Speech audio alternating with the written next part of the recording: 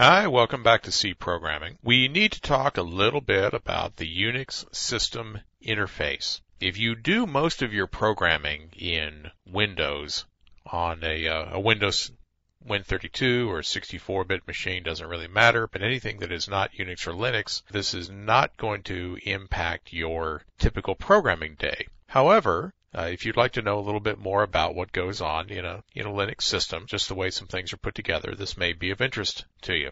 Everything in Unix, whether it's a printer, a file, the screen, the keyboard, whatever, is represented by a file. It's treated like a file. It's read from and it's written to, and all of the access control is handled as if the item were a file. All of these devices are represented by file descriptors. The first three of them we already know. FD0 is a standard in. We know it as standard in. FD number 1 is standard out, and FD2 is standard error. The shell, when it creates our C program environment as the program starts, handles the redirection of file descriptor 0, 1, and 2.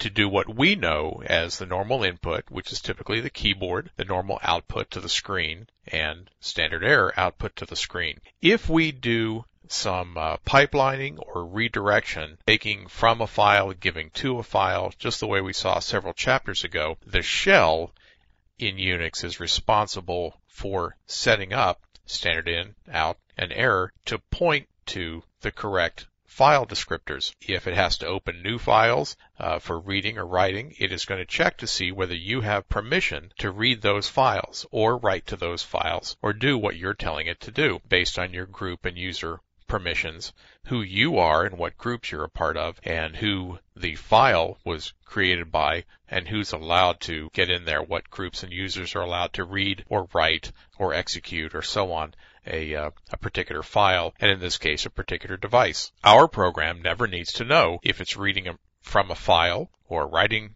to a file, because everything's a file as far as we are concerned when we're running on Unix. So we don't care. We use standard in, out, and error.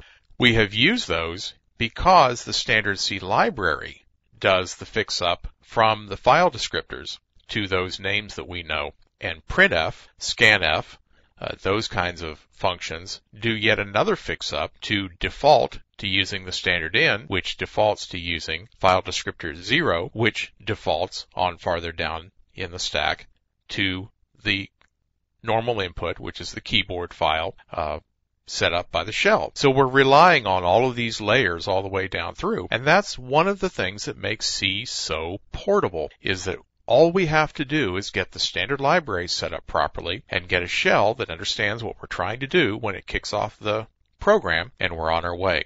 So that's just the beginnings of the Unix system interface. We're going to take a look at how to actually use the read and write calls and some other things to do some simple things in Unix. We're not going into any big in-depth system descriptions here. We probably went about as deep as we're going to right now. So let's go on forward and take a look at a couple of the actual file calls to read and write to these devices.